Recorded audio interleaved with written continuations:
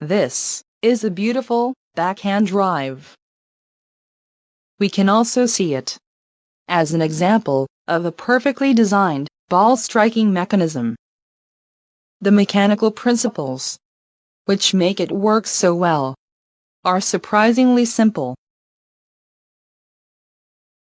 To explain these principles, we shall examine 3 stages of this mechanism's working cycle, also known as the stroke.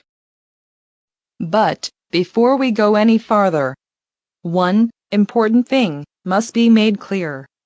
Talking about the stages is only a device, which is used here for the sake of examining and explaining the processes. In reality, the stroke is a single, indivisible event, like a domino fall.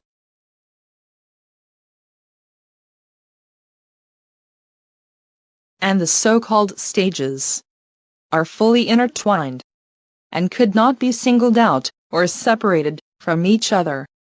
Now, those 5 fundamentals are key positions that every good forehand swing hits. To think now, of the stroke as a collection of individual elements which exist independently from each other and could be assembled into a stroke, like some kind of Mr. Potato Head, is a fatal mistake. Such mental image would never allow you to perform the stroke as a whole. You'll be condemning yourself to forever executing only the pieces. In a perfect stroke, you fully control only the very beginning. After the initial boost, each following stage is the product of the previous stage. The thrust. This part of the stroke is the most important. This is the power plant of the whole stroke.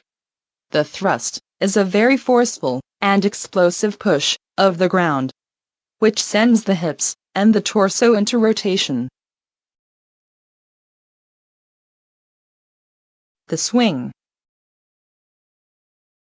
Boosted by the torso's thrust, the arm is set in motion, and it begins swinging, freewheeling around the shoulder joint.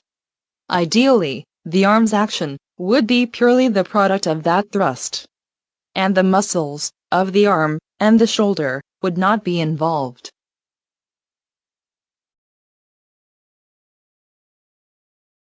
Winding down. The arm continues on its free and easy rotation around the shoulder joint, dissipating the energy and naturally slowing down.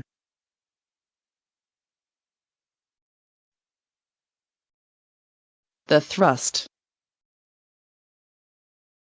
In the context of the whole stroke, this part looks subtle, and since the attention would be naturally drawn to the fast-moving arm, it is easily overlooked, but it is exactly this boost that drives the whole swing. With the help of the planes, you can clearly see how much the hips and the torso actually turn, and then freeze. The torso and the hips will pretty much remain in that position throughout the rest of the stroke. The swing. The arm remains relaxed throughout the whole swing. The arm and the racket move freely. They are thrown by the thrust and are simply going for a ride. The hips and the torso do not move any longer. Their job of jump-starting the arm has been done, and they remain idle. They do not interfere with the swing. Winding down. During this stage, the hips and the torso do not change their well-balanced position. The arm is flying on its own, without any interference, runs out of the energy, and then stops. This stage is nothing more than a simple process of winding down. It should never be about some contrived and utterly useless follow-through.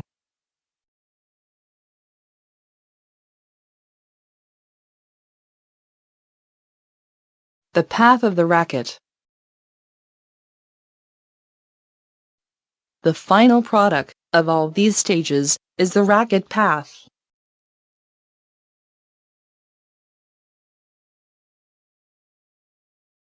Notice that except for a slight deviation of the racket head right after the impact with the ball, it is strictly a circular trail.